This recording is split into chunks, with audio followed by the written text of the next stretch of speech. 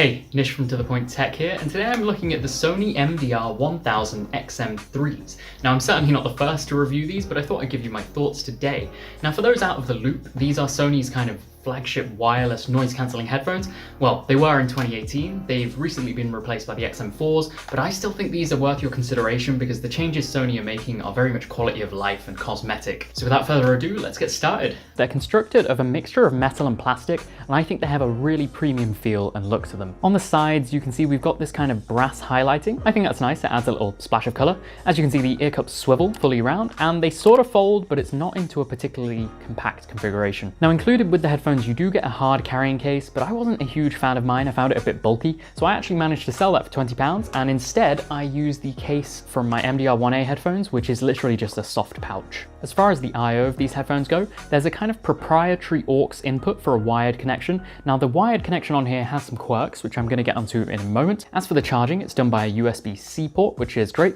Now, these are rated for 30 hours of listening, which I'd say they just about live up to that. One benefit is that they have kind of quick charging, so in 10 minutes you can get 5 hours of listening. The ear cups and headband both have a really good level of padding, and I think these things combined make these a very comfortable set of headphones, particularly playing nicely with glasses. I would still say the MDR-1As take the crown for comfort, but I think that comes down to the level of passive isolation and clamping that the headphones are giving on the head. So you connect to these with Bluetooth, it's very much standard. You can also use NFC to speed that along. Now, while you compare this to multiple devices, you can't simultaneously connect to multiple devices at once. This is one of those quality of life features they've improved in the XM4s, but I don't think it's a huge deal. You will have noticed when we were looking at the headphones, there's very much a lack of buttons. There's literally only two. There's a power on and off and one to turn off the noise cancelling.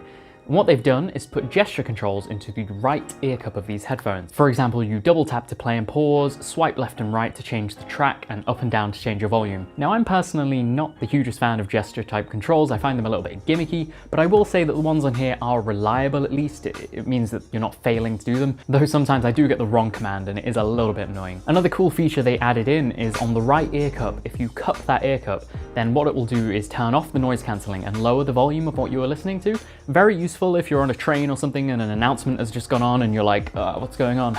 Let's move on to talk about the sound of these headphones. Now, I'd say they have quite a consumer-friendly sound, and what I mean by this is they have slightly boosted bass response, but it's not crazy bloated like you get on those Beats headphones. I'd say you've got a really high-quality sound. You can get that kind of instrument separation and clarity.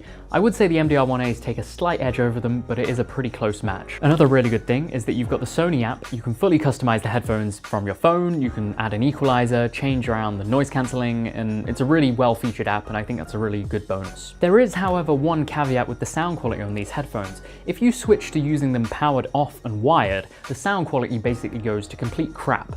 Now, this isn't a huge deal. I mean, using them wired and unpowered is kind of a backup solution, right? But I was a bit surprised that the sound quality drops off. I think the explanation for this is that the drivers in these headphones have been optimized for when you've got that wireless power coming through, and so when you remove that power and go to wired, it's just not optimized for that lower level input. So with that, I guess they're not really a one-fit-all solution. Like, you can't use them powered off with your computer, then take them with you when you go out. And to be honest, I'm not sure how other wireless headphones compare in terms of how they are powered off and powered on. Now, noise cancelling is one of the most praised features of these headphones. And when I was considering buying them, I was asking myself, is that premium price tag worth it? And I can say after using these for a few months, there's definitely a benefit to going with something like this. In the past, I've used headphones like the Lindy BNX60s and the Sennheiser 4.50 BTs. Now, these are cheaper headphones that have noise cancelling. There really is a huge difference in the amount of noise cancellation attainable with a set of headphones like these compared to the cheaper ones. What these are really good at is taking that kind of low frequency whir from trains, buses, cars, airplanes, and kind of bringing that to a really low level. Things like mids and highs coming from, people clicking and clacking around or talking, that's reduced to a lesser extent. Like, it's not gonna turn the world into a completely silent library, but it does make a big difference, and it means you don't have to blast your music and potentially harm your ears. In terms of other competitors on the market, I think Bose are definitely one of the most prominent. Like, the QC35s are around the same kind of price as these. Now, I have tried them. The noise cancelling, I'd say, is on par.